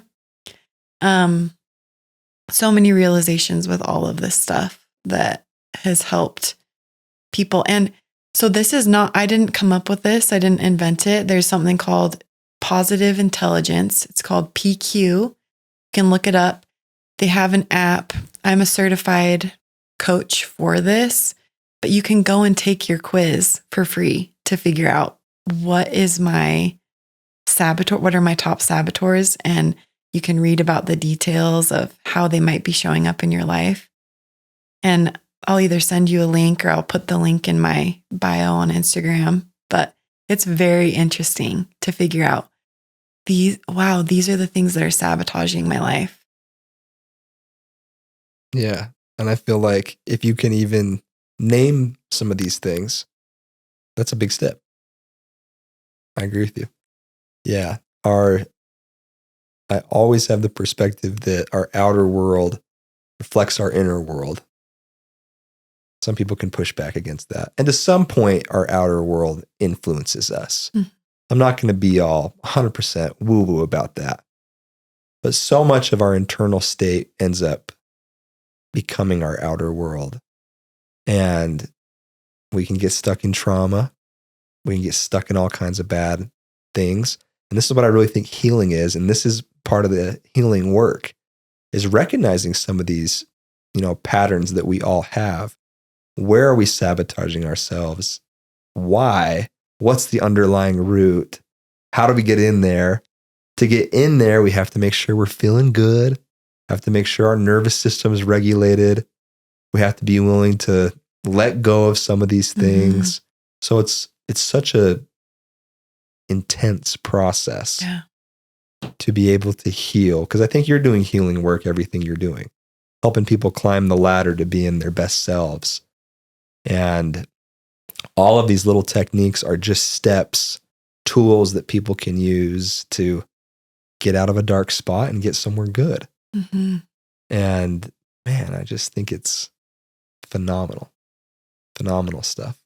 Yeah, I think the awareness piece is so important because that's the first step to change. But we can't stop at the insight, right? It's taking the next step and acting on it. And I think that's where a lot of us get stuck, that I've seen in my clients, or when we talk about purpose work, and I'm sure that you've seen this too, right? We have insights or ideas. Everybody has ideas. Everybody has thoughts, but we want to take the insights that we have when we understand that we're self-sabotaging or we know what we're called to do. Don't stop there. Take the action to change the first small little step that you can, even if it feels insignificant, even if it seems like it's not even going to make a single difference, or keep going, because that is the path. And it becomes clear as you keep going. As you were saying with the parts, you find something and there's a process to the unburdening of that and the healing that comes if you just give yourself the space and time to do it. Absolutely. Yeah, you're absolutely right. And I love what you said too about all those saboteurs live in our subconscious space. Mm-hmm. And I think in our modern culture, we are very ill-informed about the language of the subconscious. Because all of this hero's journey stuff is a dive into your subconscious. That's another one of the metaphors, is you leave the conscious world, you leave the Shire where you're familiar, you leave San Antonio, Texas. Mm-hmm. You go to the basement, and the basement is your subconscious. And when you're down there, it's actually really scary. I think we can agree with that. Yeah. It's terrifying. Yeah. And that's why it has to be a call. And I think that's why we reject the call so much, because we don't want to go down there into the basement, because what's down there? Dragons. Yeah. The worst of the worst. Giants. The worst. And it's yourself and things that have happened to you. I was in a psychedelic experience with somebody that I'm close to. And why I think the psychedelics are so cool, kind of tying it into all this, is that it helps you go down into your subconscious in a way that you normally can't. And the language of the subconscious comes up and starts to teach you things. But he had taken, but he had taken a little bit of this, psychedelic. And he was talking about how he doesn't want to go down there because he's like, I don't know what's in there. And the person said, isn't that an understatement? Like, true. So it's hard. And I can understand why a lot of people push off going down there and figuring all this stuff out and moving through it.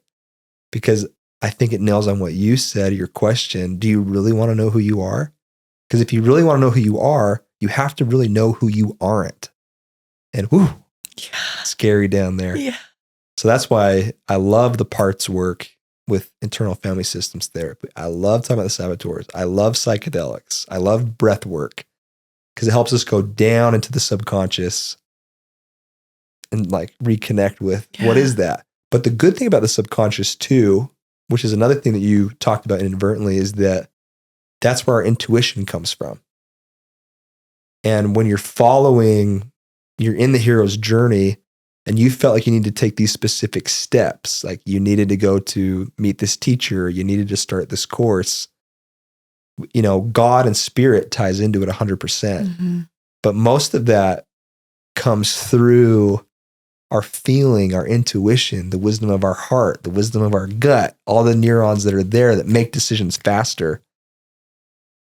So if you can start to listen to that and see like, well, how does your subconscious talk to you? Mm-hmm. Does it talk to you in dreams? Does it talk to you in words? Talk to you in vision? Talk to you in feeling? And you start to like flex that muscle more and more. Then life starts to change easier and easier, because now you really are manifesting from your truer self. From your being. They're one of the things that I love so much. Probably my favorite professor of all time. And to me, he's going to be the next Brene Brown kind of a figure.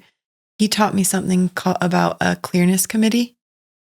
And it's actually a practice that's done by the Quakers. Have you heard of this? I never heard of it.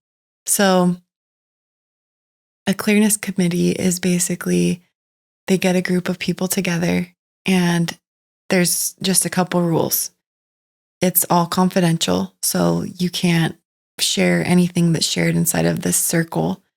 And you cannot offer any advice. But you come with a problem or something that is ailing you, a pain point in your life.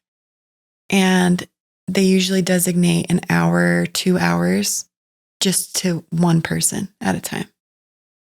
And so in this, you're allowed to ask questions. It has to be open and honest questions only.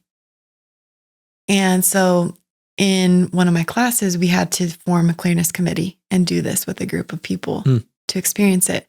And the purpose of it was to show that we have the answers inside of us. All of the problems that we have, all of the trials, all of the struggles, we don't give ourselves enough space. We're so quick to go external. What does this person think about who I am? Or what does this person think about what I should do? And being able to sit with yourself and have a group of people around you to say, ask you questions only. It was one of the most spiritual experiences I've had. I've never felt more understood and the insights that I had in that. So I love that because it's true. Exactly what you said is we might receive it in different ways. It might be thoughts. It might be a feeling. It might be, but you have it within yourself. And God wants to help you with this. Like, this is why you're here. So it's a beautiful practice. And it's one day when my kids get old enough, I'm going to implement it in our home because it's just. Tell me more about what do you do exactly? Yeah. So you have a group of people. I'll have to send you the document so you can read through all the information, but everyone brings some kind of thing that they want to work through, then you want to figure out. So it could even be like 10 people or for example? 10. There's a range. I can't remember what the minimum is. And in our group, we only had 4 or 5 in my clearness committee for our class that we did it in.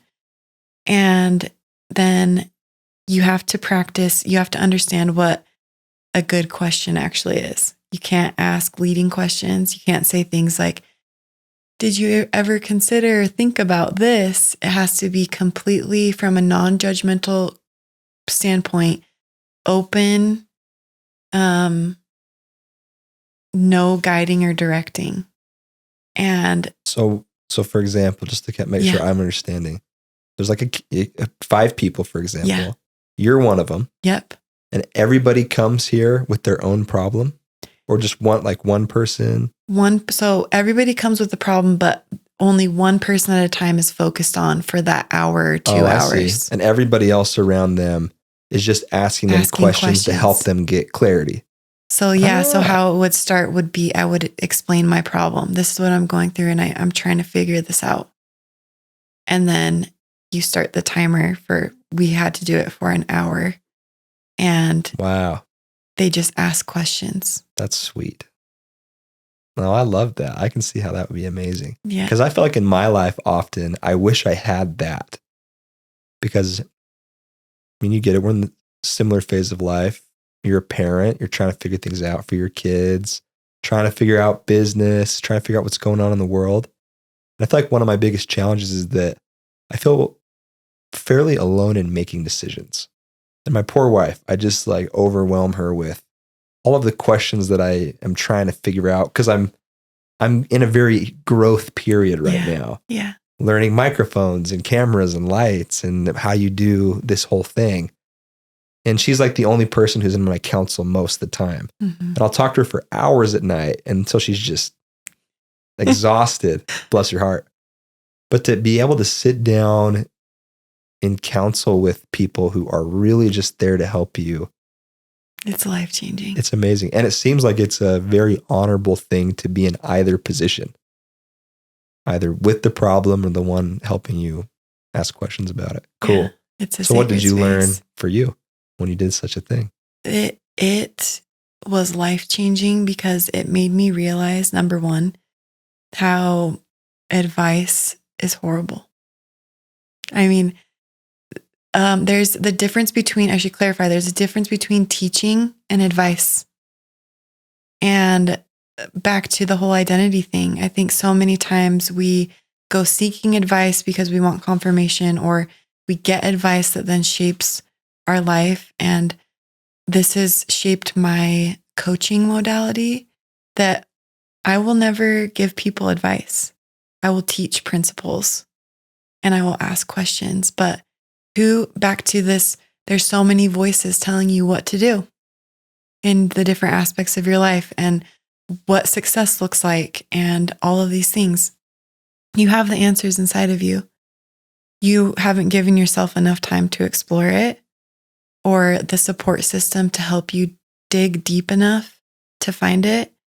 And those are the biggest things, is the space. For me, it's the space, the questions that I ask, and how God steps in with the answers that I receive too. So it's helped me so much in so many different areas. I don't know, maybe we need to do a clearness committee. Yeah. Find a group and I think it's really do cool. Yeah. I'd love to be a part of something like that on either side. And I think that's a really great, you've kind of circled back on this idea a number of times about influencers, internet, and all of the pressures that people put on you to be a certain kind of way. We're very much molded by the algorithms, which is tough. And we talk about the myth of normal, Gabor Mate's book I've been talking about on the channel recently. But that's one of the myths, is that this is normal. We didn't evolve to be in this technological panopticon, everyone looking at you, everyone telling you what to do, blah, blah, blah, blah, blah. It's really freaky, but it's all most people know. We grew up in a time like just before that became so big. Yeah. But really anybody who was born, I was born in 93. So like I remember dial-up internet and all that. Remember Facebook and iPhones, blah, blah, blah. But today, if you're like younger than me even, that's all you've known. And that plays a weird effect on us. But for so long in human history, we had to rely on different decision-making tools. We had to rely mostly on our intuition. You couldn't Google stuff. You couldn't even go to the library. So we have this power or this muscle that we don't get to use very often. Yeah. We have to relearn how to do it. Relearn how do you actually listen to your own voice. So I love that in your practice, it's always flipping that back to help people strengthen their intuitive muscle. Gotta have it. Gotta have it. And I feel like I didn't really learn how to do that well until I had my own, breaking point and my own dark night. And I had to realize, whoa, our stories are very similar. I'm like, I didn't even know this was in here. I didn't even know I could listen to that most of the time. So getting back to that is cool. And I love that you're helping people do it. You rock. I can't wait to hear more of your story. I can't wait to hear the whole thing. And I'm sure everybody that's listening is waiting for all of those moments too. But I guess things will come in over time. But yep. Thank you for sharing. Thank you for letting me share. Yeah, this has been awesome. Thank you, Brooke. Yeah, I've loved it. I think we could probably go another 5 hours, but I know. So many things to talk about, but yeah, thank you. I appreciate you. And if anybody wants to connect with you, how do they find you? So I'm on LinkedIn for business things. I'm on social media at Steward of My Life. And that's where I talk about all of this purpose work and how do you become and accomplish the things that you want to with your life. Cool. We have Fraud to Fearless. We're going to have you on. We're going to have to plan when we have you on. That'll be fun. The podcast that talks about imposter syndrome. Got your book? Yep, my book. Where can people find your book? That's on Amazon. You can get that on Amazon. I have it in paperback at the BYU bookstore. Cool. Or you can go on my website, stewardofmylife.com. Cool. All right. Well, we'll send some people your way. Thank you, Brooke. Thanks so much for having me.